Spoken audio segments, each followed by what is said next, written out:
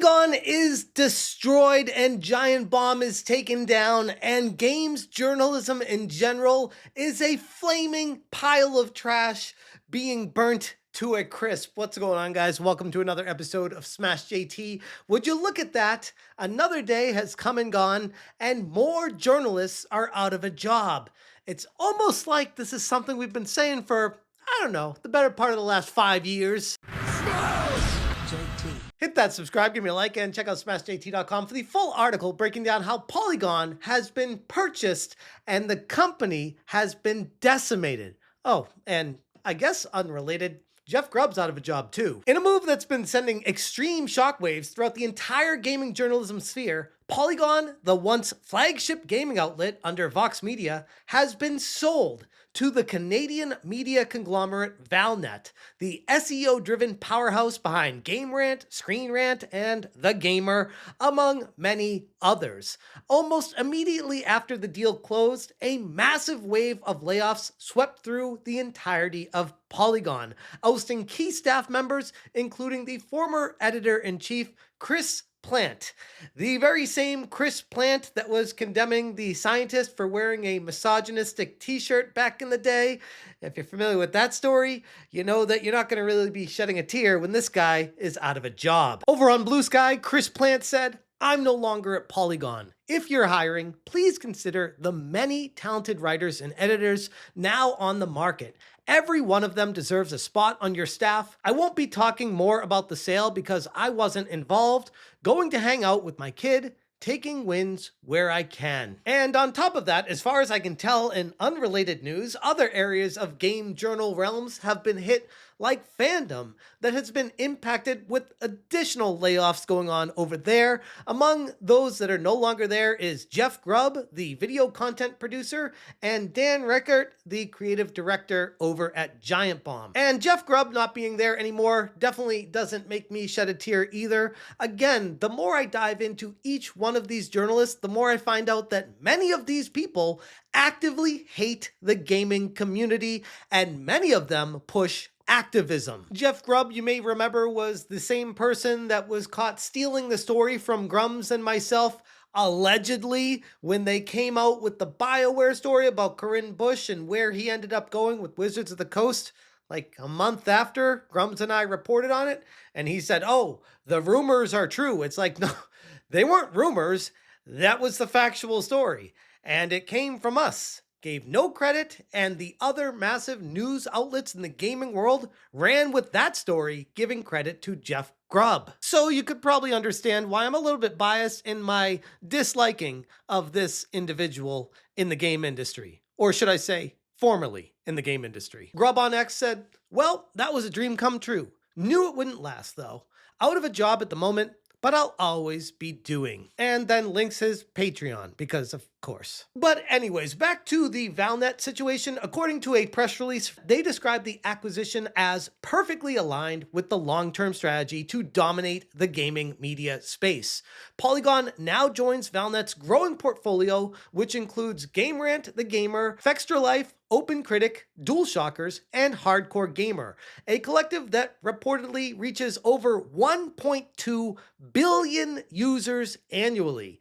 And if you're going to believe those numbers, I gotta wonder who these people are going to all these websites when YouTube has been eating their lunch for the better part of the past decade. But hey, apparently they still have some fans that go watch and read these articles over at their sites. So to me, it's just a ticking time bomb for when all of these sites eventually shut down. The Valnet CEO, Hassan Youssef, after laying off the vast majority of Polygon, went on to say, "It is with immense pride and gratitude that we welcome Polygon into our growing family of world-class gaming brands. At Valnet, we're not just participants in the space, we are its undisputed leader." Now, I know I said I'm not going to shed a tear for the people that lost their jobs, but you got to look at this statement by the guy that just bought them and let them go as a massive slap in the face for anyone that's been working there for years to find out that they're excited to buy this property and then say goodbye to the people that were working there the entire time. At this point, Valnet's earned the reputation in the realm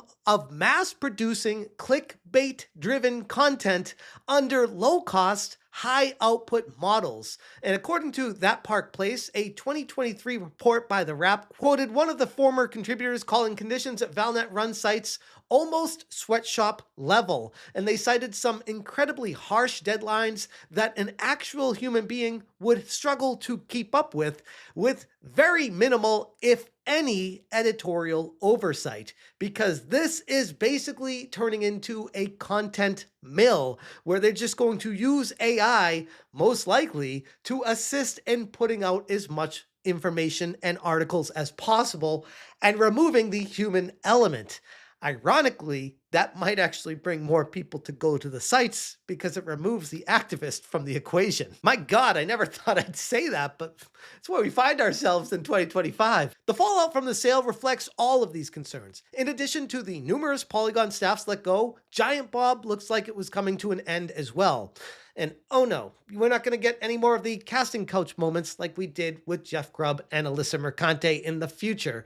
And be still my heart, that is something that's going away forever. I am in incredible despair. But in all seriousness, this is something that I look at as a good thing, an overall net positive for gamers. Once again, another W that we are taking alongside every single other one of these. When an activist ends up entering the gaming field, all that happens is utter destruction. But the destruction going on right now is different because they're getting pushed out. And that kind of destruction, to me at least, is beautiful. There's no doubt that the site's in-depth cultural commentary and long-form reporting will eventually come to an ultimate end at some point. Polygon will most likely be refashioned into yet another SEO farm site optimized for algorithms, but completely hollowed out of the activism that was there before. Not that it's going to change anything really, because the direction that they've been going for years has created this environment. The numbers have been dwindling, and this outcome was inevitable. And I look at activists in the gaming industry as a sort of cancer that is trying to eat away at the culture of gaming. And these people being cut out is healing the industry. Nicole Carpenter, the now former senior reporter for Polygon on Blue Sky, said, "I'll say more later, but I no longer have a job. I'm looking for work, as are so many of my amazing colleagues. I have lots of ideas and things I'd like to write.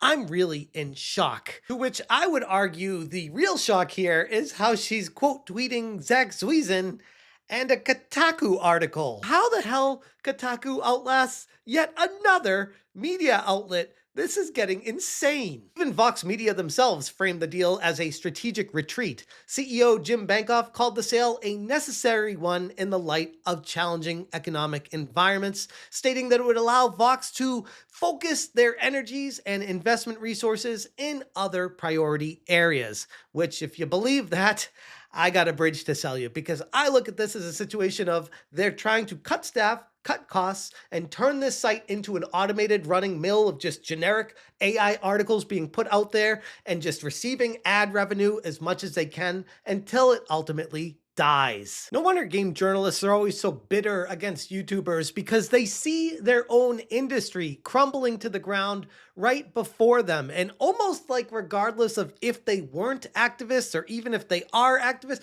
none of that even matters, because the form of media that gets consumed now is now more video based. YouTube has eaten their lunch, and everyone that is doing it and being successful, and many of them didn't even go to school for it or do anything particular for it. So there is some angst and some frustration that's been built up on other people that may not have the talent and find themselves out of a job and nowhere to go. Polygon was founded back in 2012, and they initially carved out a niche that was critical with the takes in the gaming culture, blending pop culture analysis with progressive viewpoints. And hell, even back then, I'd go so far as saying I even went to Polygon and would enjoy an article from time to time. I mean, this is back when they started, 2012, 2013, 2014 even.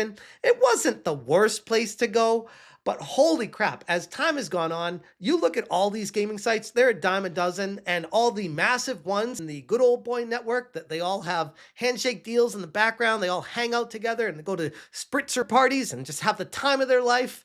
all those pro gaming journos are finding themselves out of a job. Under Valnet, it's unclear now whether the tone of Polygon is going to change at all, because if it's going to be manipulated with pushing AI articles, it's really hard to tell what they're going to do. Not that it really matters anyway, because now that Polygon has folded into the Valnet empire with so many of its original creators being laid off, fans and critics alike are being left wondering, is the industry finally healing by burning what existed to ashes? And I know for me, I'm going to have a celebratory drink tonight because, yeah, this, again, is a massive win. I do not shed a tear for people that actively hate me for loving the video games. Anyways, I'm going to leave it there. If you guys want more information, check out smashjt.com for the full article. I will link this in the description below. If you guys appreciate what I'm doing, hit that join button. Thank you so much for watching, and as always, you stay smashing. Smash J.